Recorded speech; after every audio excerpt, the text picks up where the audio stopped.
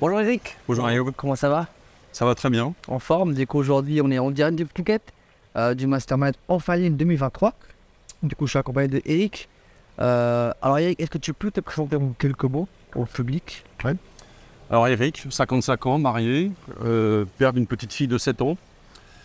Voilà, donc moi j'ai travaillé très longtemps, toute ma carrière à faire de l'informatique. Et j'avais envie de sortir un peu de ma zone de confort, de découvrir quelque chose de nouveau. Et donc j'ai réfléchi longtemps, mais je ne sais pas comment m'y prendre en fait. Et je cherchais quelque chose qui pouvait me canaliser, me driver, me prendre, avoir plus confiance en moi pour me lancer dans cette aventure. Et j'ai trouvé que le programme Enfin Libre était une très bonne chose pour ça. Ouais. Ok, ouais. Merci pour ton retour. Du coup, aujourd'hui, comme j'ai dit au début, pour Mastermind, du coup, j'aimerais savoir quelles étaient les décisions qui t'ont poussé à venir à Mastermind. Comme je te disais, justement, avant de venir, j'étais dans une situation un peu compliquée, de perte de confiance en moi, de me sentir vidé, de donner beaucoup pour les autres, mais pas de faire grand-chose pour moi, en fait.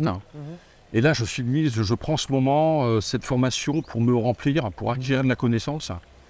Et le Mastermind était la suite logique. Voilà, et après le Mastermind, c'est...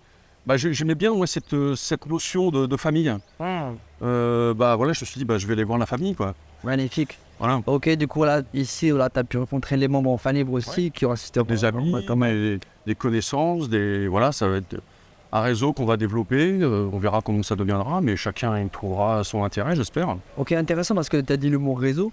Je trouve que c'est un point qui est important.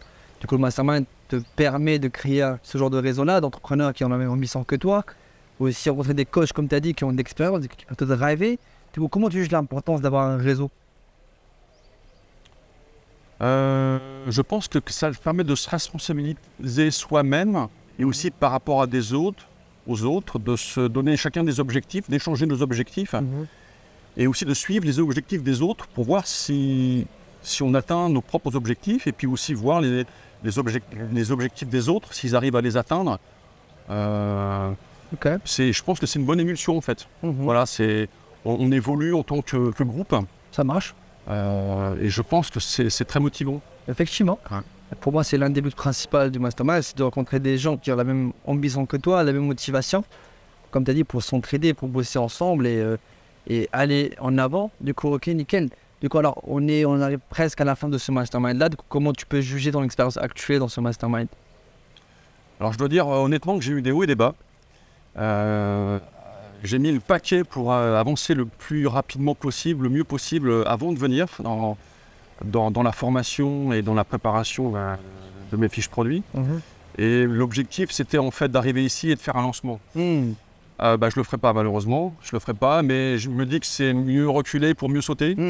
Ça m'a permis de me reconcentrer plus, de refocaliser plus sur mon avatar, voilà, sur ma niche, sur ce que je veux faire.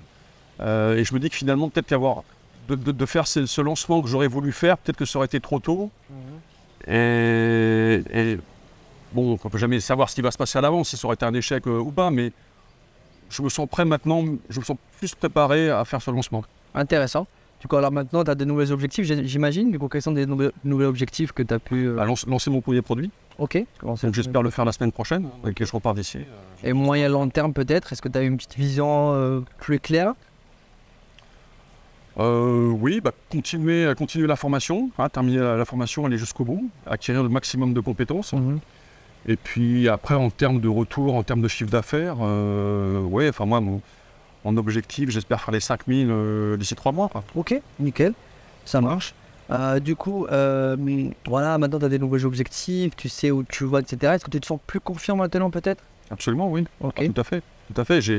C'est comme si j'avais une autoroute en fait devant moi et j'ai plus qu'à travailler, à dérouler. Ok. Ça me paraît beaucoup plus clair, ouais. Ça marche, nickel. Eric, merci pour ton retour.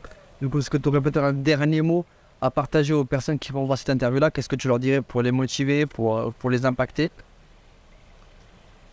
Je leur dirais qu'il faut vraiment y croire, même si c'est difficile.